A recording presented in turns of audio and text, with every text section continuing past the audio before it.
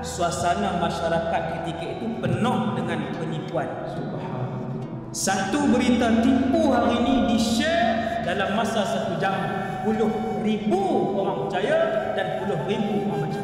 Puluh ribu. Satu berita fitnah hari ini di-share dalam masa 1 jam, puluh ribu orang baca, puluh ribu orang percaya.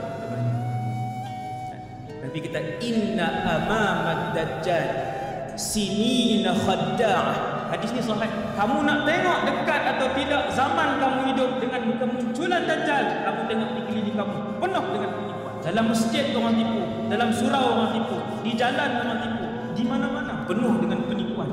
Yang memimpin menipu, yang bawah menipu. Dia tak ada kecuali yang memimpin tak ada. Daripada atas, yang paling atas sampai yang paling bawah. Hasbunallah wa ni'mal wakil. Nabi huraikan lagi, Nabi kata yukazzabu fiha as-sadiq. Yang bercakap benar ketika itu orang akan kata bohong, wa yukazzabu wa yusaddaqu fiha al-kadhib. Penipu ketika itu akan dikata bercakap benar.